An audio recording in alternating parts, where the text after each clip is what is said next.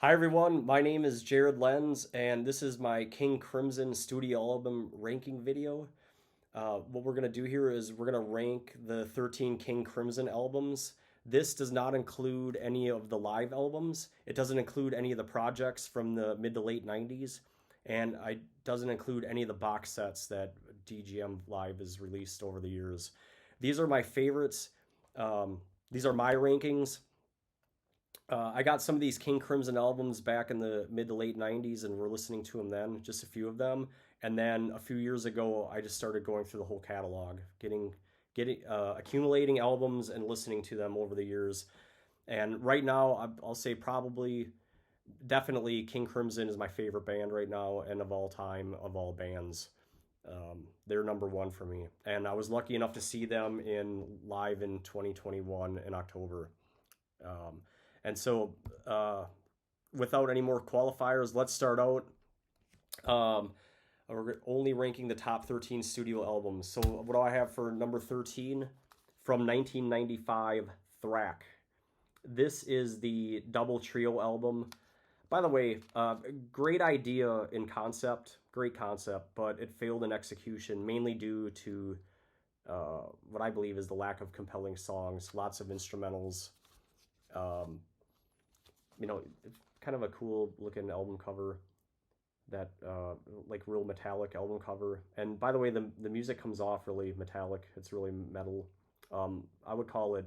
I would describe it as a jazz fusion metal album, like a hybrid. If you haven't heard Thrack before, um, but Thrack came together with it's a six piece. So you have two three pieces, two guitarists and two bass players and two drummers, and the idea here is they took an unused part of the song Red and they re-recorded it and called it Vroom, and that's one of the heavy cuts on the album. So Vroom's one of the good tracks. Thrack, Thrack's a good track. The sound, I've heard Bob Fripp, the lead guitarist of King Crimson, call it, the sound of 117 guitars, Thrack. And then Baboom's a good track on this album. It's sort of like a drum interplay track. And they did some great live stuff, and especially covering the oldies for King Crimson. So the live versions are great. You can find them on YouTube or a lot of live albums, or you can hear it on Vroom Vroom. I would recommend. But the rest of the tracks, um, pretty grungy, but not their best work. Okay, so number 13, Thrack. All right, let's go to number 12 on the list, Three of a Perfect Pair from 1984. Uh, to me, this is the worst of the 80s albums, or what you'd call the Discipline era. I think of this as the Yellow album. It's got, kind of a plain album cover and that symbol, which has meaning if you want to go look it up. It's, I've heard it described as a new wave sound. I wouldn't call it a new wave album. It does sound to me like King Crimson, but it has more of a poppy, like each song has that structure of verse chorus kind of thing going on. So it is under the influence of new wave at the time. Um, to me, the best part of the King Crimson part is Bob Fripp and Adrian Belew. Lots of exploring, lots of arpeggiated riffs between the two of them, back and forth, sometimes together at the same time. Um, Side one is quite a bit different from side two. In fact, on the back, it calls side one the left side two the right side. The left side is more structured and the other side isn't. It's more improv-y, but it's not improv. To me, the standout tracks are the title track, Three of a Perfect Pair. It's the first track. Great start to the album. Industry is pretty good. Dig Me. I like Dig Me. I like when Adrian sings, My skin is metallic now. I like that line. And then to me, the best song is Lark's Tongue and Aspic Part 3. That's the highlight of the record, and it's the last song. So number 12, Three of a Perfect Pair. Number 13, Beat. Now I'm splitting hairs between this and Three of a Perfect Pair, but I've got it ahead of it. Beat's the Blue album. It's got the little note symbol on it. The songs are similar in structure. You've got faster arpeggios, faster tempo, Fripp and Bruford doing a lot of the same stuff. I really like Tony Levin's bass playing on this album, and that might be what breaks the tie between Beat and Three of a Perfect Pair, especially on the first track, Neil and Jack and Me, which is one of the better tracks. I like I like how Tony Levin's like rocking right away at the beginning. Heartbeat's okay, Waiting Man's okay, and then Requiem's a good track, a little bit scary. The Howler also a scary track. It's a pretty good tune. But I've got Beat number 11 from 1982. All right, let's move right along. Number 10 is Discipline from 1981. This is the best of the 380s albums. I think of it as the Red Album. If you've ever seen that symbol, if you go to King Crimson website or on t-shirts, you'll see that on there a lot. I love what Tony Levin does on this album too. Love what he brings to the group. And a bunch of strong tracks on this. I think in general these tracks are stronger than Beat or Three of a Perfect Pair. Elephant Talk, Frame by Frame, Indiscipline, The Sheltering Sky, and then Discipline itself. I don't like Mate Kudasai, Thelahun Jinji. Those are songs that are very popular among King Crimson fans, but it's not really for me. A lot of nonsensical lyrics.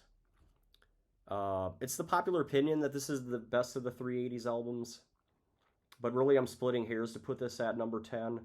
It's not that much better than Three of a Perfect Pair Beat, but generally they took better care of the writing of the songs here, so that's why I have it at number 10. Number 9 is The Construction of Light from 2000.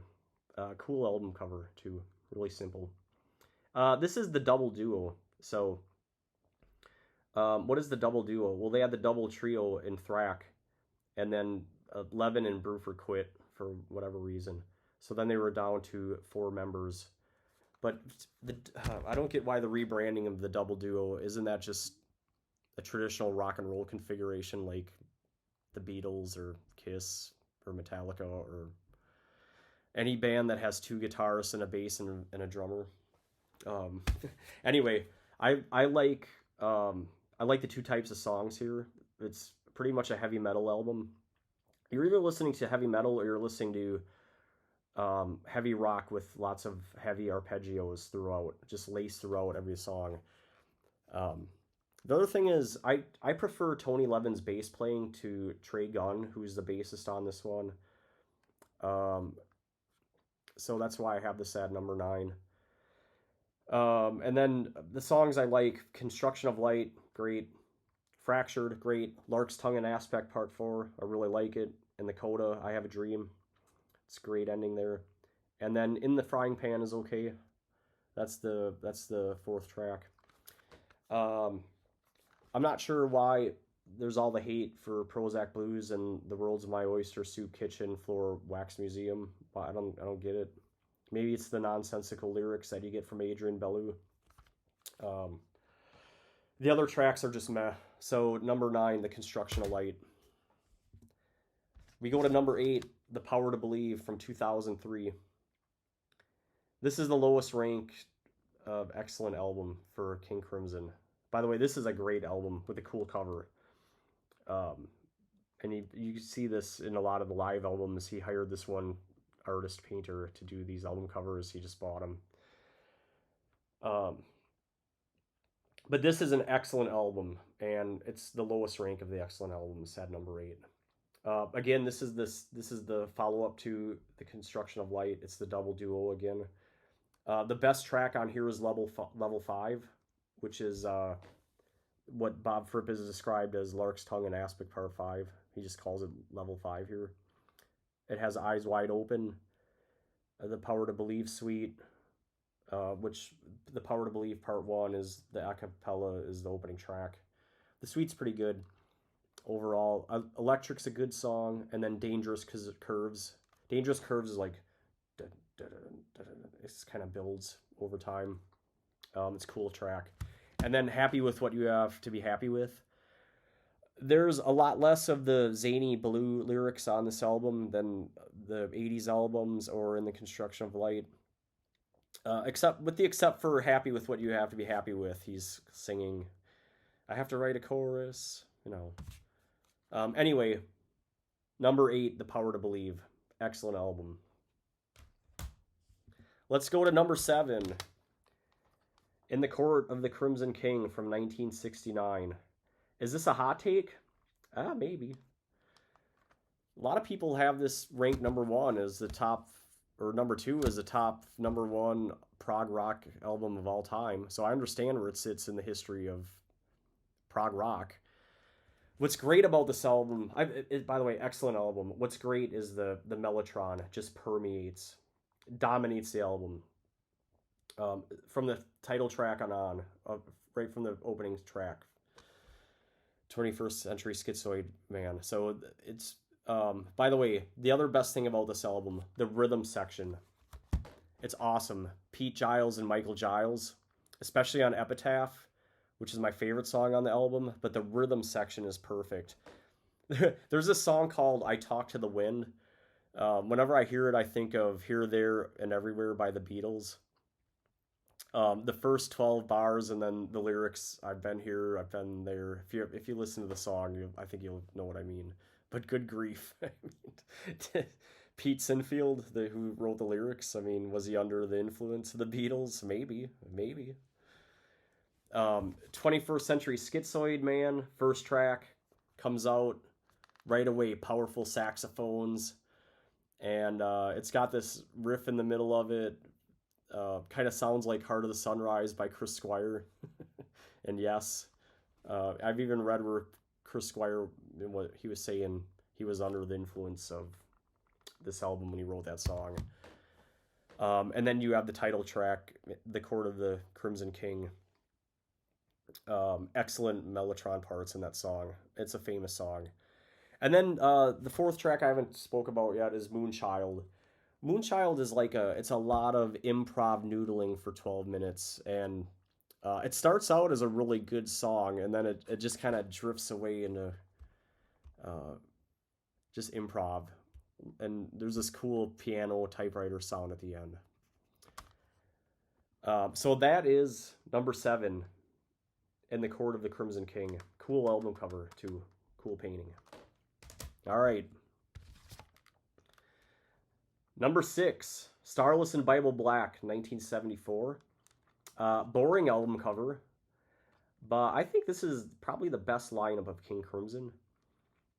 While The Court of the Crimson King is really excellent prog rock with some improv, this one is more jazz fusion with some improv. So that's the difference. That's probably why I like it better too overall.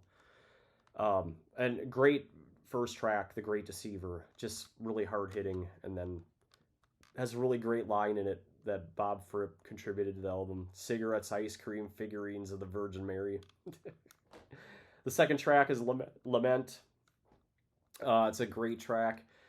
And then you've got these 4 improv songs on it that recorded live with overdubs. Starless and Bible Black is the best of those improvs. The other ones are We'll Let You Know, The Night Watch, and Trio. Mincer's a good track. And then Fracture, of course, is the last song. Fracture is really just Bob Fripp showing off his guitar gymnastics abilities. And they played a lot live. So, number 6, Starless and Bible Black. All right, we're getting to the top 5 now. Number 5, Islands from 1971. This is a great driving around album. Or more like, if you're in your truck and you're on a long drive, don't put this in, because what this is great for is sleeping. It's great lounging around the house, and it's great for I can't sleep at night music. That's my go-to actually for that. It's mostly haunting music, but also has some really light, happy jazz elements.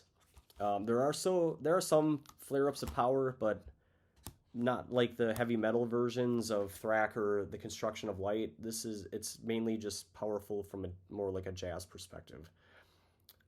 What's different about this album is the singing of Boz. Boz Boswell is the lead singer, and it's coming in crystal clear. No effects on his voice, or limited effects.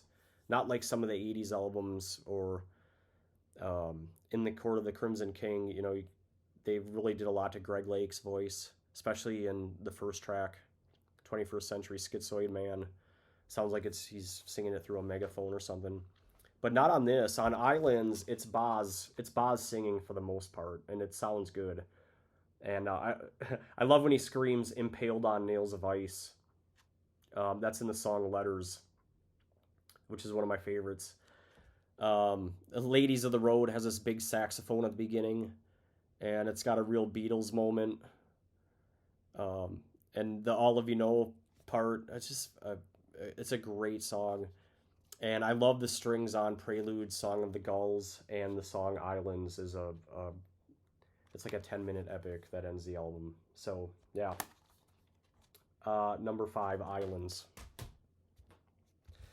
Number 4, Lark's Tongue and Aspic, 1973.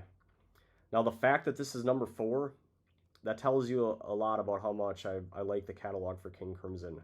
Because, wow, this is an excellent record, recognized by many people as a favorite. A lot of people have this number 1 or number 2. Excellent album. I listened to it a lot last summer and the summer before. The bookends are what make this album, the first track and the sixth track. Lark's Tongue and Aspic Part 1, and then Lark's Tongue and Aspic Part 2 is the last track. That's probably the best track on the album. I really love John Wetton's bass playing on the second one, especially at the end where he's just really driving. And the beginning of the song is, God, I love that song. Other songs on this CD, Book of Saturday, Easy Money, Exiles, The Talking Drum. They round out the rest of the album. Book of Saturday is a little ditty. Da-ta-da-da-ta. You know, it's a great song. Easy Money. Easy Money is like their jazz fusion start, and then it's got some metal in it. It sounds like Bill Bruford on the drums banging a bunch of garbage can lids. And Exiles is the epitaph of the album. The Talking Drum is a great rhythm section improv, and it's quite trippy. And then you've got some great Fripp and Cross on the violin. They're playing against each other, and sometimes at the same time. It's just really cool song. All right, number 4, Lark's Tongue and Aspic. All right, now we're into the top 3.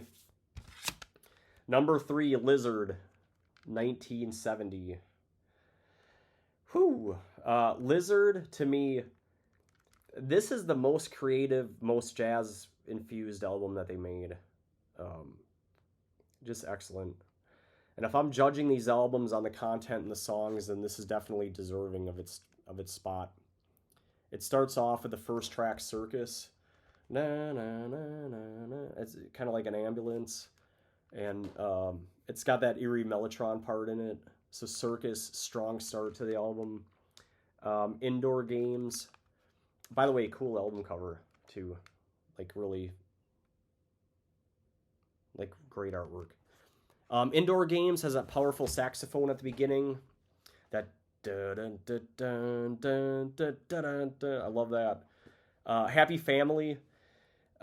Great song. I've read about the song. It's a song about the Beatles. Hard to pick that out unless you read about it, but he's singing about John, Paul, George, and Ringo. By the way, it's Gordon Haskell on vocals on this album. One thing I don't like about the album, it's not Gordon Haskell singing. It's all the vocal effects, but then on this song, Happy Family, he sounds like he's drunk. So I'm not sure. Lady of the Dancing Water. It's a pretty soft song, lots of pretty flute, especially at the beginning. And is it Ladies of the Road Part 1? I don't know, maybe. The title track, which has John Anderson singing. The last track it's the last track on the album, Lizard. John Anderson from Yes, singing great and over really menacing music. And it's a long song. It's over 20, I think it's about 25 minutes long. And lots of great sections. It's like broken up into different sections. And lots of piano and horns. I think my favorite part of the song Lizard is around the 12-minute mark, and then again around the 15-minute mark where it picks up really heavy sax. So it's one of my favorites. Might not be yours, but I love it. Love the album.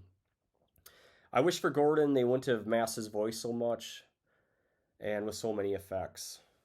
But number three, Lizard. All right.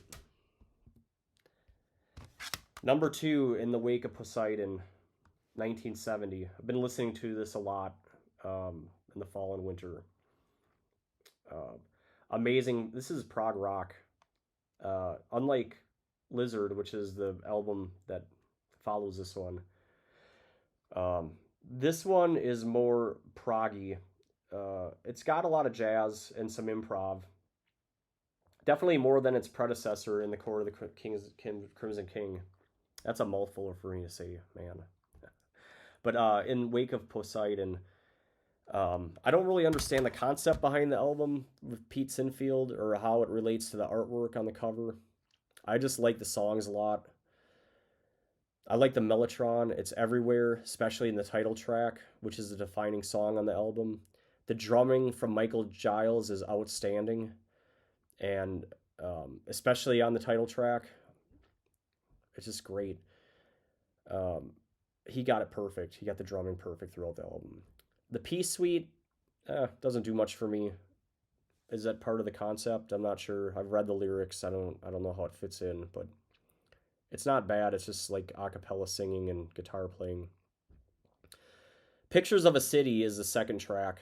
Great song. It's like a big band jazz song. And great lyrics from Pete Sinfield. I like Spice Ice, Dance Chance, Sickly Grin. I love that. And I love Cadence and Cascade. You know, Pete Sinfield, he's the master of rhyming, especially on that song. In the Wake of Poseidon, as I mentioned, it's the best song on the album. Awesome Mellotron part. And then Cat Food. Cat Food it's pure jazz and excellent use of piano throughout the song. How it fits in with the scheme of Poseidon, I don't know, but great song. And then the last song is The Devil's Triangle. It's like a drum beat building in tempo and volume and changing occasionally with a lot of heavy Mellotron over the top of it. Um, and when I listen to it, I get the feeling that Yes ripped it off with the song Mind Drive. Like they're under, maybe not ripped it off as strong, but definitely under the influence. But I got number two, In the Wake of Poseidon. Great album. Okay, and then that takes us to number one, Red, 1974. This is their best work. I think a lot of people would agree with me too. It's the best album by King Crimson, and it's the best version of the group. At this point, you got three members: Fripp, John Wetton, and Bill Bruford, and then they're augmented by mainly Cross playing violin, Ian MacDonald on piano and other instruments, and then Mel Collins, who's he does mainly in King Crimson. He does flute and sax. You got an oboe player named Robin Miller and a cornet, Mark Cherig, rounding it out. But to me, this is the best. It's the best version of King Crimson. It's their best work. It's got their best song. It's the end of the John Wetton era, who John played bass and sang. And it's unusual that they broke up, went on tour, then they broke up, and then they released the live record from the tour USA, which has a lot of great songs from this album on it. So if you really love Red, check out USA. After that, Fripp went on hiatus, and Wetton and Bruford went to UK, and that was the end of King Crimson for a while. But let's talk about the songs. Red. Red's the first track. Great track.